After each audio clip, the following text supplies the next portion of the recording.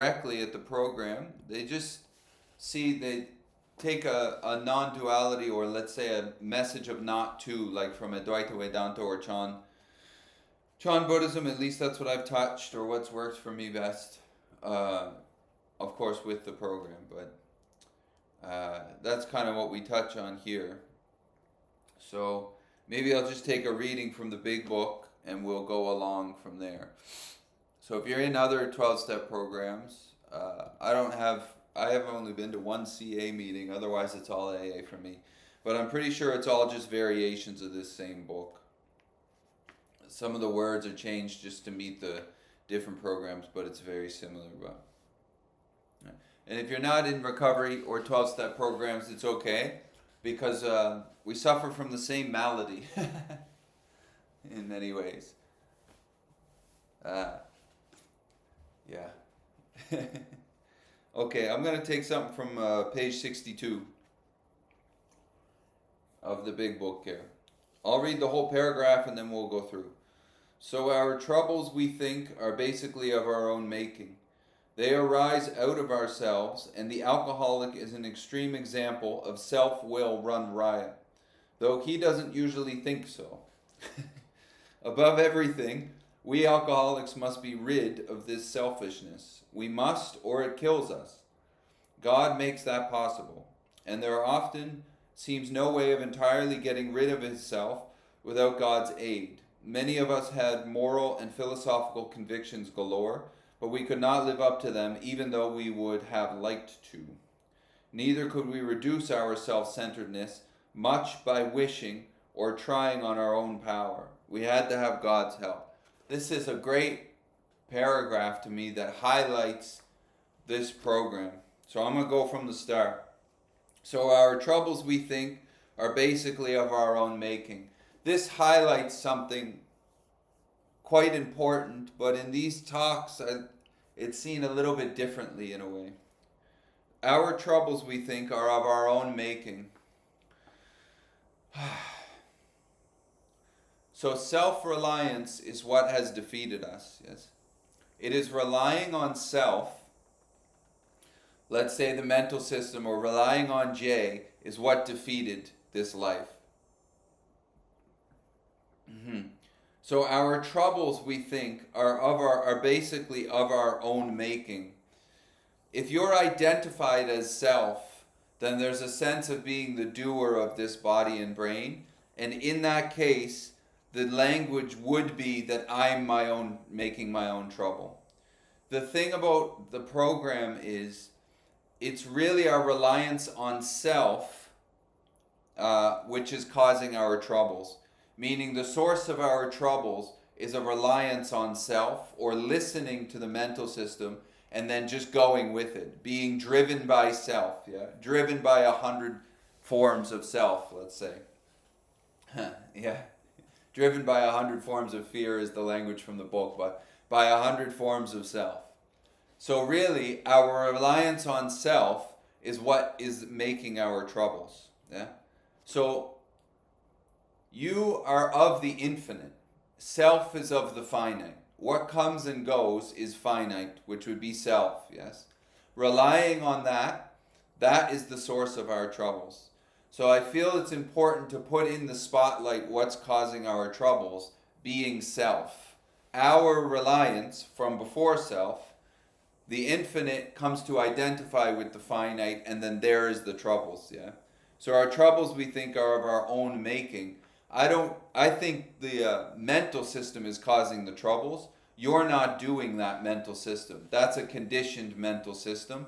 It's through relying on that mental system that all of our troubles take place. But being identified as that mental system, the language that I'm causing my own troubles makes sense. But from the idea of not to, or from the view that you already are the infinite and you're listening to the finite, you're not causing troubles. Self is causing troubles, and relying on it and identifying with self, you are driven by it, and that's causing the troubles, So it's the reliance on self, let's say the head, it's reliance on that that's causing all of the troubles. You're not doing the head. You're not doing all of these thoughts, concepts, beliefs, and ideas running through your head. Those are conditioned, yeah? You're not doing that movement. When you listen to it, there's a sense that you're doing it. But it's very clear in Indian philosophy, you're not the doer of that mental system, yes? So you're not causing the troubles. What's causing the troubles is the conditioning of the head, spitting out stuff all day long. You identify with that, and then there troubles begin. Yeah? Being driven by 100 forms. You're being driven by self. So it's the identification with the mental system which is causing troubles. You're not causing the troubles. It's important, I feel, to put that into the spotlight, because as soon as we take self out of the spotlight, we are in trouble, because we start to identify with it again. Yeah. So it's good to see that self, or let's say Jay the alcoholic, if identified with, causes a bunch of troubles. If not identified with, it's neutralized, really. Yeah. So that's not to say that, well, in that case, I don't have to make amends or do the rest of the program, yeah?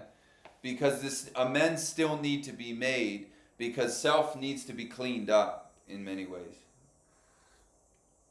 And that's what the program does. But the basis of the suffering, I feel, is seeing what's causing the troubles, which is the head. And when it's identified with as me, I'm driven by that head, yeah? So our troubles, we think, are basically of our own making. If I was to change the language at all, sort of like if you ever listen to Paul Hederman, he talks about this. We think are basically of our own making. Self is making the trouble. Identifying and living as that self, as the mental system, now the life is full of troubles. It's like my head doesn't get a breath unless I identify with it. So if I'm walking through the day and something happens and my head starts going off about that thing, it has no legs unless I listen to it, and then it can take me. Yeah? The thoughts don't have life. You give them life from before them.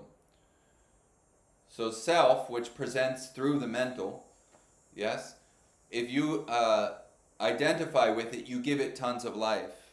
And then there's a sense that I'm in my own way. But really self is going off. It's the identification with that which is causing all of the troubles. That's why self and selfishness and self-pity and stuff are kept in focus in the book. You have to keep the eye on self to see what it's doing, yeah? You are not self. You are before self. Self is finite. It comes and goes, it's born and dies. Every thought is born and dies. Yeah? You are what is before that. Let's say the listening to that event. If you identify with it, now there's a bunch of troubles. Because if you're like me, it's spitting a bunch of nonsense based on its own past. So you keep the eye on self. You're not identifying with it is the point. Okay. So then it says, they arise out of ourselves, and the alcoholic is an extreme example of self-will run riot. Self-will run riot. Self's will, so the will of J-ness, which is alcoholic, the only way that can run riot is if I listen to it and obey that head. That's the only way self's will actually even gets a breath. Yeah? So, again, we're back to the identification. If I identify to be the mental system, then it has opportunity to run riot. Otherwise, it's just like a radio station that's playing that you can listen to, but you don't obey. That's like self in many ways. It's like a radio station playing in the head. It presents one thing that it says. One host in the radio station says that it's your radio station, but that's not the case. Yeah. So, it's like a radio station that's presenting a bunch of information. Now the information is false because it's based on the past all the time, but the head doesn't take it that way. The radio station takes it to be true. So if you identify as with the radio station being what you are, you're living as a bunch of past information presented now. In that case, self-will will run riot. Meaning the radio station is now driving and the voice of the radio station will run riot. Yeah? Self will run riot. And then this is the best part about this sentence. The alcoholic is an extreme example of self will run riot, though he doesn't think so. So from the viewpoint of self, it will never look back and see its own role. Yeah? It's like the mental J will never really look at J honestly. This is one of the things about if you see self as not you, you can start to be very honest about it. But J will never be honest about J because there will always be a little bit of chess playing as like, ooh, I'm not going to look at that and I don't want to talk about that. So this is why, although he usually doesn't think so, yeah? So self-will was completely running riot in my life. That was obvious, although I didn't think so, which is the exact thing that happened. I didn't think self-will was running riot. Everybody else thought it was running riot, but I didn't think so. Why? The only reason I wouldn't think so is because I'm identified as what's running riot, yeah? So what's running riot is not going to turn back and look at itself because it can't. Self cannot see self. You only see from the eyes of the alcoholic if you're identified as it, yeah? So you're walking around, looking around, thinking everything's cool and normal. Everybody's seeing alcoholic. Everybody else is seeing self-will run riot. But because you are identified as self and the will which is running riot, you don't see it, yeah? This is the whole point of the thing. See self as not you, and then you will see how much it's actually run riot. But if you're identified with it, you won't see it because you're seeing from it. Yeah? So everything could be insane, but you don't think so. Because it's not you who doesn't think so. It's self which doesn't think so. And it's not going to put itself in the position there.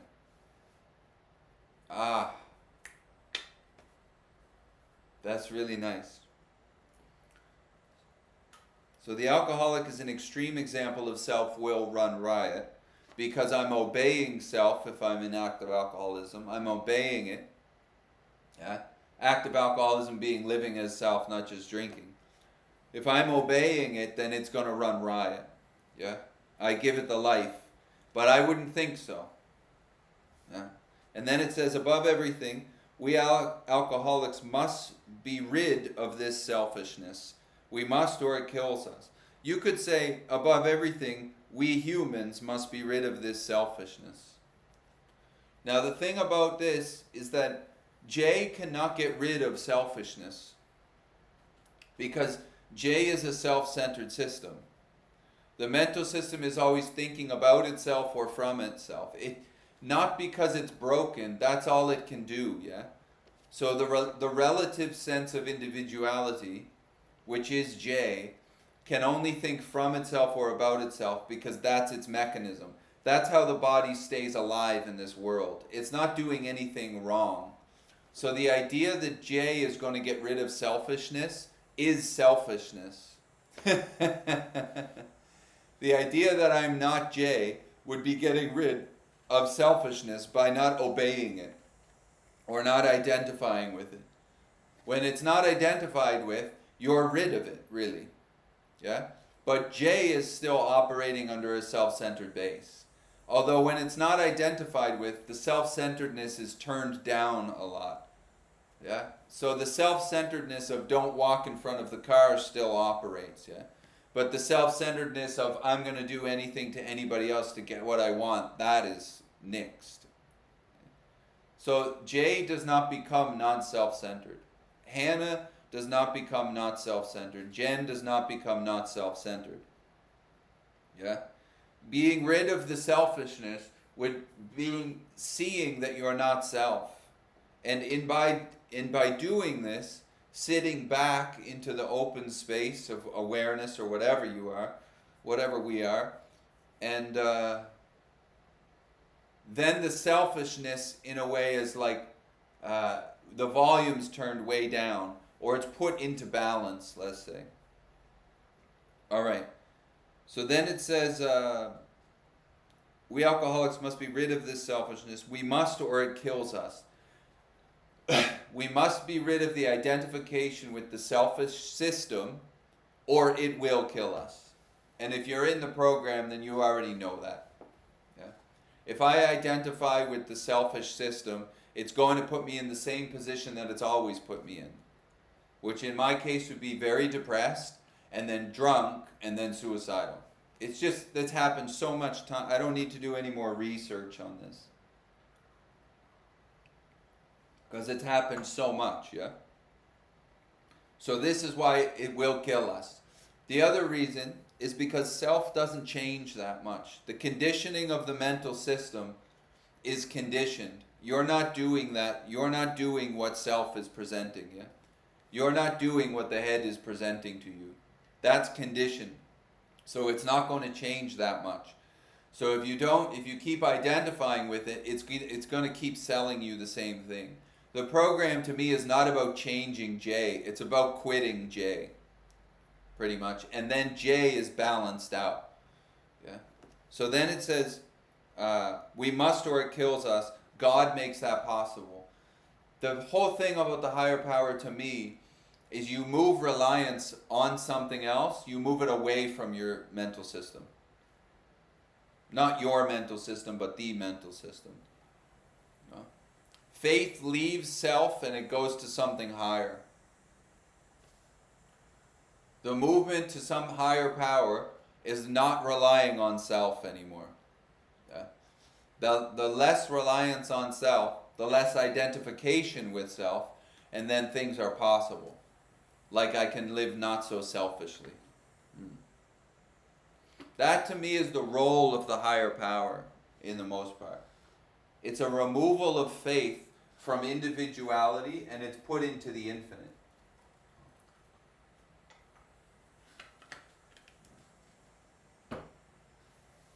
Now I believe, let's say, that you are of the infinite. That is what you are. That is what we are. There's not numerous infinites. There's one infinite. I think that's what we are, yeah? So if you put faith in that infinite, you take faith out of the finite. Because you can't have faith in two things equally, yeah? You've got to lose faith in one thing. Let's call that J or me. I'm going to lose faith in me. I'm going to put it in the infinite. The most important movement of that, I feel, is I'm losing faith in me. Because it's the mental system, or I'm losing faith in what I'm taking myself to be, which is the me thought. Yeah? Me all the time. If I'm not that, then I can lose faith in it. Therefore, it loses its power. Its power being self-will, which can only run riot if I'm identified with it. Otherwise, it cannot run riot, yeah? It might put up an idea to run riot, but if you're not it, then it doesn't matter. It doesn't get a breath, the mental system, in that way. So, faith is moved from the finite to the infinite. The finite is quieted down. The volume's turned way down. And that's how the life goes better, I feel, yeah. So God makes that possible. And there often seems no way entirely, there often seems no way of entirely getting rid of self without God's aid. That's perfect. There often seems no way to entirely get rid of self without His aid. Now, this is a big thing, I feel. When I started studying yoga, in the yoga text, they would say stuff like infinite bliss, existence, consciousness, bliss all the time. So they were saying, to me at least, that there was a place not a place, but there was a chance that you could be always blissful and at peace, no matter, free of circumstances, let's say. Oh, to me, that is the constant, or the stabilized place. I'm trying to find the right word. That is the everlasting place of not identifying with self. So the mental system continues to change, present ideas. The body continues to change and present ideas. But there's no way of entirely getting rid of self unless faith is lost in it. Meaning faith needs to be put into the infinite in order to take it out of the finite. Yeah? For faith to come out of self, it needs to go into God. Don't use the word God if you don't want to. You could call it doorknob or wall. That's irrelevant. But faith needs to come out of self. Yes? That in a way to me like matures. Where there's less faith put into self, where there's a point where there's no faith put into self anymore. So it doesn't matter what the head tries to sell you, you're not buying the product, yeah? Now it says, without the aid of a higher power or faith in something else, you can't get rid of self. That's because if you're identified as self, it's not going to get rid of itself. J is not going to be like, I quit J, because J cannot quit J, yeah? Now, if what I am is not J, there's an opportunity there to be rid of self in the way that, not to destroy self or push it or even move it or change it, but you're no longer bound. There's no longer a bondage to self. The bondage of self is an identification with the individuality. Yes? The individuality goes on. When J is not identified with all the time, it's not a bad system. Yeah? When self is in control, it goes right off. Self will run riot. When it's not identified with, self's will is turned way down. Yeah? And it can no longer run riot, which is good for me and everyone else around me. So, there's no way to get rid of self if you're identified with it. And if you don't identify with it, you actually don't want to get rid of it. You just let self operate, and it's quite beautiful. Yeah? You only want to get rid of self if you're identified as it. J only wants to get rid of J and kill J if J's identified as J. And J is always identified as J, so I changed that. What I am, only wants to get rid of J if it's identified with J. Yeah? But sitting back into the infinite, let's say, the listening, which is hearing J, there's no want to get rid of it. It operates, yeah? It only has control over you if you identify with it.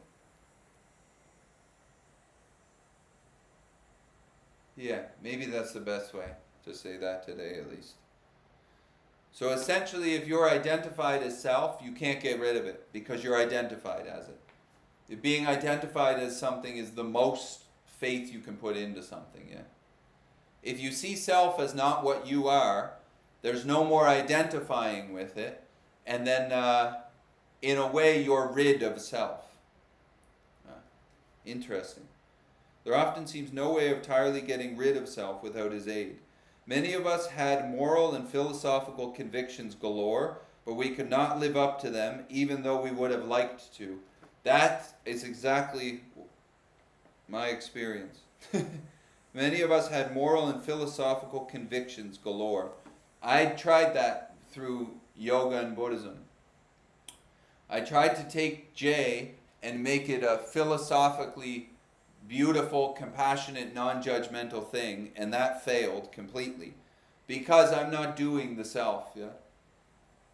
So I'm not doing J, and in that false view that I was doing J, meaning I'm going to change J, when it started not being compassionate and started being judgmental again, I was dumbfounded.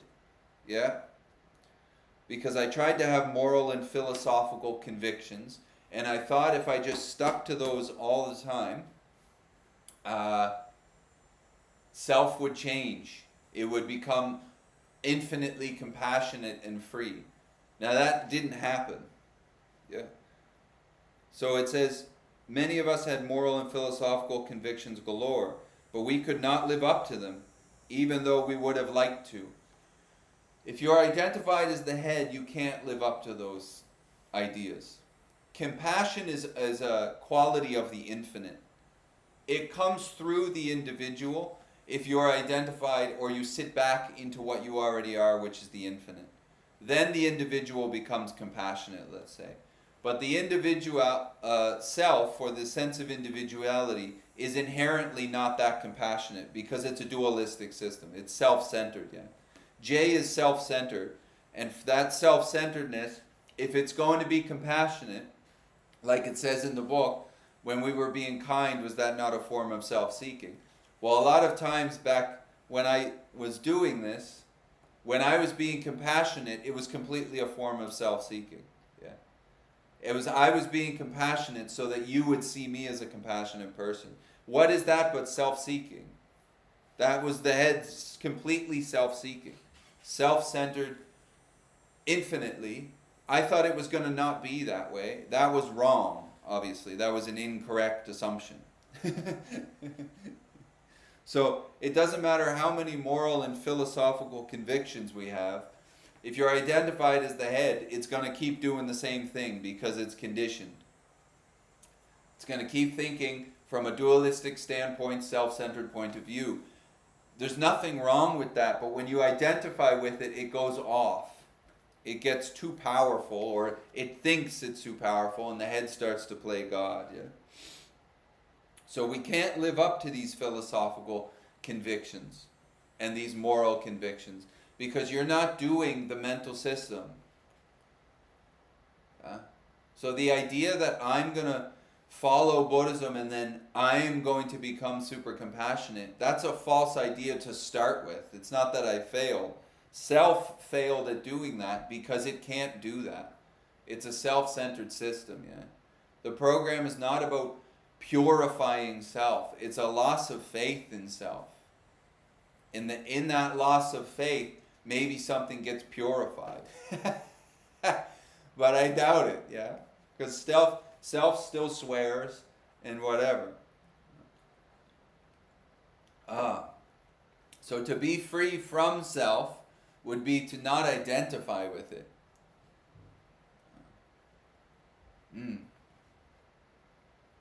All right.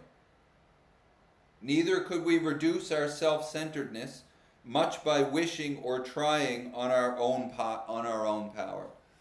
We can't reduce our self-centeredness based on our own power. One, because we don't really have that much power as individuals. The most of the power we have as individuals is false power. We can't reduce our self-centeredness as a self-centered system. If I'm identified with self, or J, the mental system, the more I try to reduce self-centeredness, that is a self-centered movement. The more I try to reduce self-centeredness, that is the act of being self-centered. I am going to become less self-centered is self-centeredness. Yeah? It's quitting the I. It's not identifying the I thought as what you are. In so doing, then self-centeredness is not obeyed, yeah? And then the volume is turned down. But we can't reduce self-centeredness by wishing and trying on our own power, yeah? Because my power, if I'm identified as J, is a self-centered system.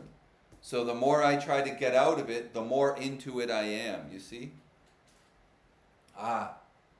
This is like one of the big things about meditation and spiritual seeking.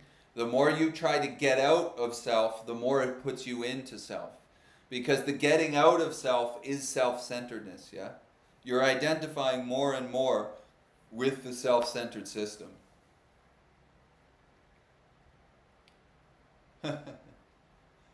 It's that loop, and it's that loop which will suck you in many ways. If identified with self, yeah. I feel if you don't see self as not you, it's going to get you somehow. It's going to somehow pull you into the self-centered system. And then your head is going to go, I'm going to get out of this. I, Jay, am going to become not self-centered. It can't do that. Yeah. It doesn't make that move. It's impossible. Not because I need to try harder or do more stuff. It's impossible. Jay cannot get out of Jay. You're not going to become less self-centered as a mental system. Stop living as self and identifying with self, and then see what happens. But the mental system is still going to be self-centered because it operates that way. It's mechanical, yeah? Trying to become super compassionate and non-judgmental as a body will fail you. Because this is a dualistic judgmental system. That's how it walks through the world, yeah? To be free from that is to see that you are not the body. When my head says me or I, it's pointing at a body, yeah? So self is this thing, yeah? Beautiful. Beautiful book, man. Holy. Alright. Is there any questions or anything? Please feel free to put them in the little chat thing there. Who we got? Hannah. Jen, welcome back. Oh, Jen. Willing to read 80, 86 and 88. I can do that next time. We can touch on that next time. We won't have time today. Something from 86 and 88. All right. Nice. That lines us up for the next one, Jen. Perfect. So any questions or anything you'd like to share?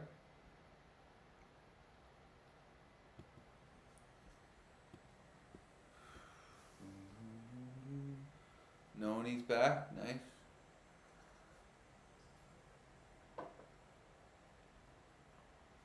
Alright, I'll stop it there then.